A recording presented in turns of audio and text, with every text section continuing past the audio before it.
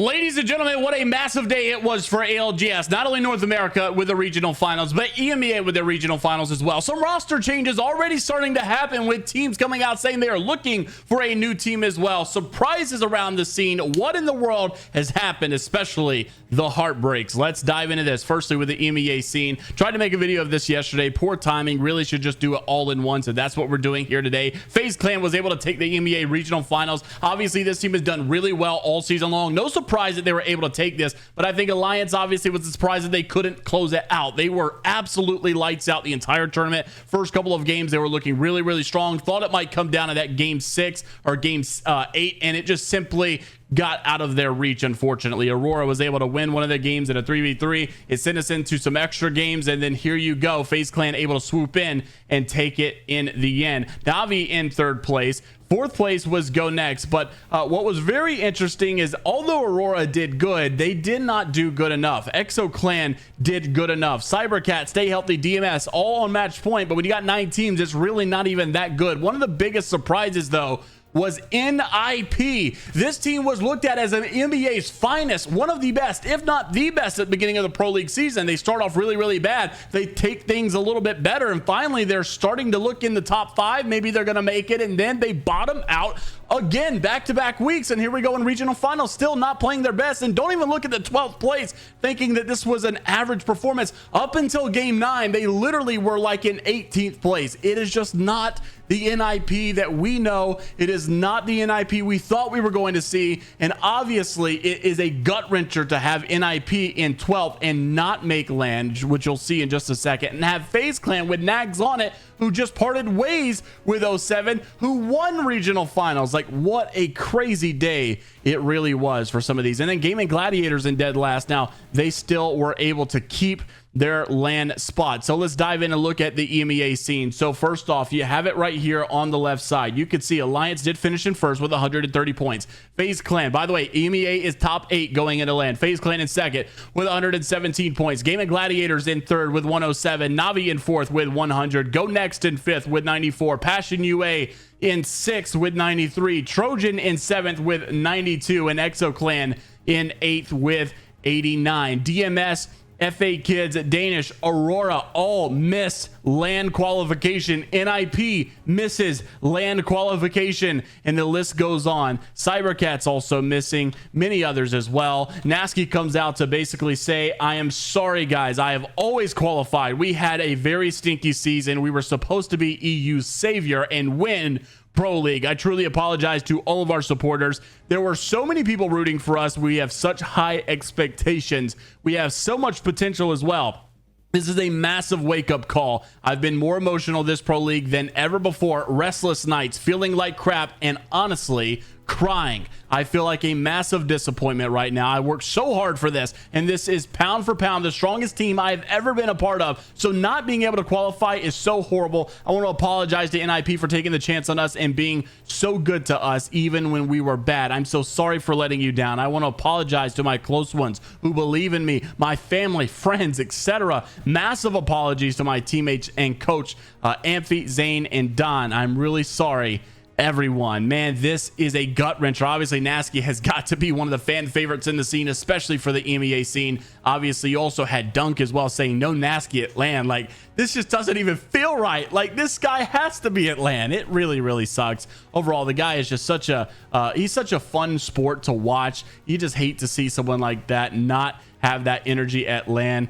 Then you also have Tyler FPS coming out to say he is looking for a team. This was just literally minutes, or I guess, you know, maybe about an hour or so after their regional final was finally over with. So this is crazy because he was a part of Team Bethurtle. They were playing in this regional finals, and it just seems like obviously we've already got a roster update. These guys will not be sticking together. Now, I do think more roster updates will happen after LAN is over. Teams will continue to split apart. Obviously, the teams at LAN are the best of the best. You don't want to start making rosters now. You want to wait till some of those other spots become open weeks down the line. So Tyler will be looking for a new team, and once again saying he's giving it one last time. We've actually seen this messaging from him before, so I think he is serious that this probably will be his last ride for ALGS, and we'll see how it goes. But but that's not where it ends. It is also in North America. Let's dive in to see what happened for NA, because there was a lot of heartbreak in this one, and also a lot of, I would say, probably surprises, because when you look at the beginning of the season, some of this is a surprise, but surprisingly enough, there was actually not a single team from my understanding that actually left the top 12. All the top 12 from yesterday's video, or the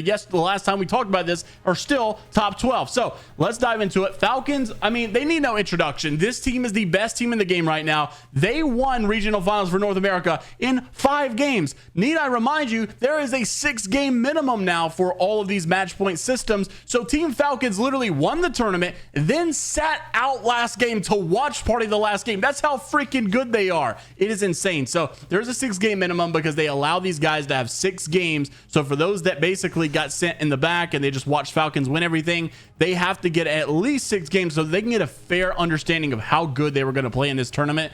And obviously ending it in like 4 or 5 games just wouldn't even be right. Like, it just doesn't make sense, because you don't have enough play time in to show how good you were doing this tournament. All you got to see is how good one team really was. So Falcons, they did win the tournament, and they did get it out in game 5. NRG goes into second place at 74. I actually think they were really solid overall for the day. They were on the cusp of falling out, so good to see from NRG. TSM in third. We got to talk about TSM a little more in just a couple of seconds. Not Moist in fourth. Got to make mention of them as well. LG in fifth. Furia in sixth. Liquid in seventh. Bleed in eighth. SSG in ninth.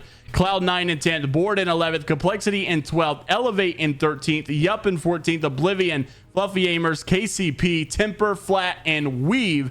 Crazy stuff going on here. Pioneers really had me worried there for a second, but obviously overall in the end they did what they had to do. Let's start it off with E8. They come out to say the following. Zach saying, in no way should a team with 3 19th placements be in the running for LAN, and here we are. We clawed all the way back really to start to find our stride in the past 3 weeks. Wish I had more than 8 days of practice before our double block weekend that really costed us.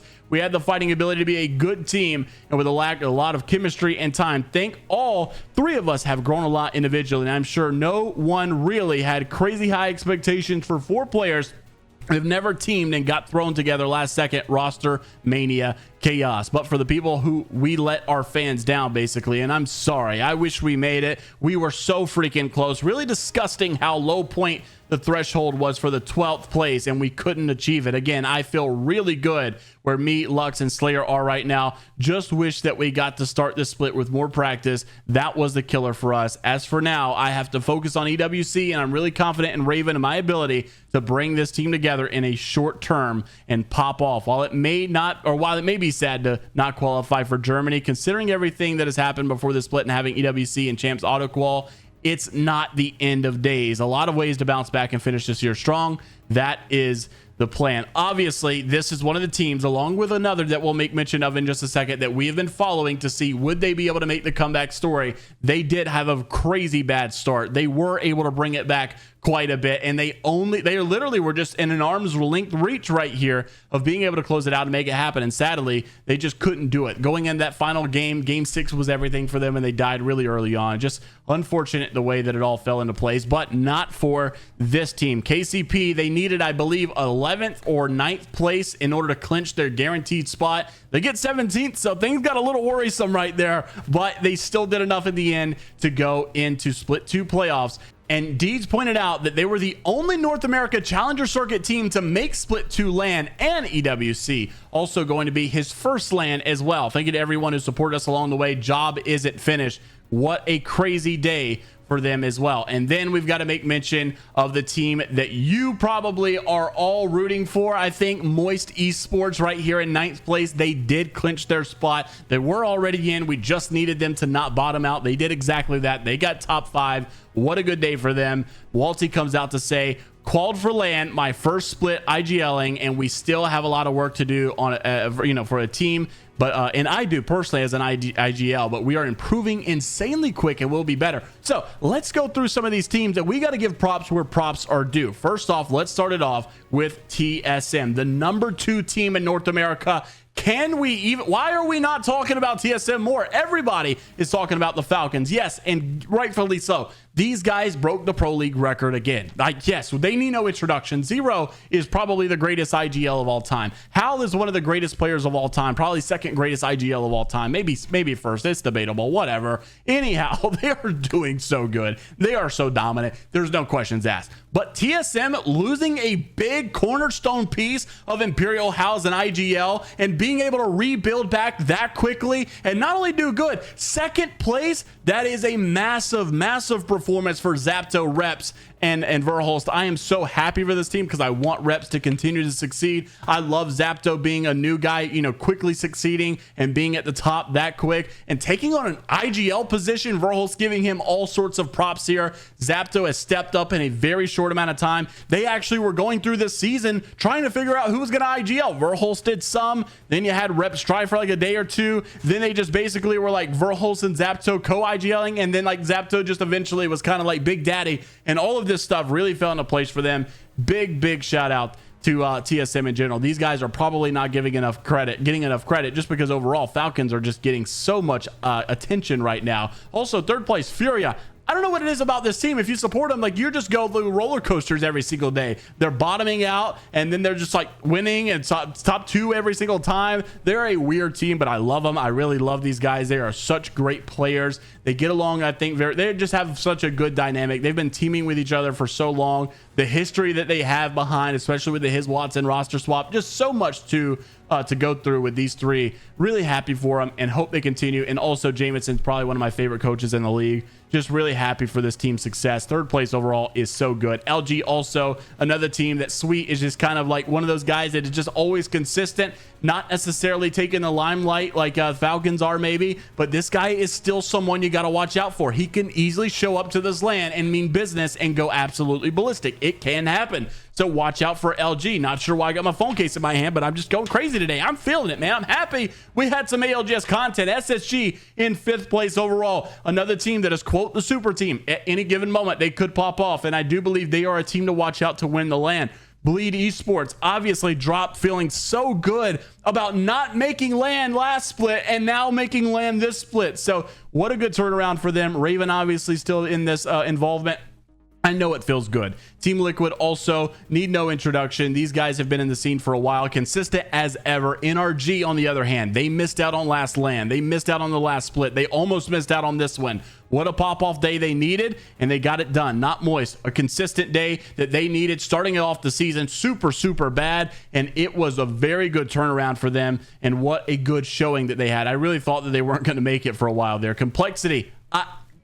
Why don't we talk? I don't understand Complexity either. Last year, I thought they were just a team that was like more of a friendship league. Like, they got to get something together. These guys are not performing. Then I thought, well, maybe they're just, you know, maybe they're washed. I don't know. And then Monsoon just shows time after time again that he is the real deal. He is just sticking around for the long run, and this guy has been consistent a lot lately. So big props to Complexity. Pioneers, obviously, we just made mention of them, and Cloud9 is the same. These guys have been fighting tooth and nail the last couple lands to make their way in, but they've made it happen. Colgin, obviously, big thinker and knower over there at Cloud9. This guy has also been consistent for the scene for quite some time, and I feel like a lot of those things are losing you're losing sight of it because so many other teams are being talked about and you're missing all of these storylines. And I know today's video is going to be a long one, but I feel like these stories are very important. Oblivion board, I've seen many tweets come out after these teams basically saying not sure what's next for me, and obviously it sucks. You know, you don't really want that for any of these teams. You don't want the disappointment, but it does make good storylines, I guess.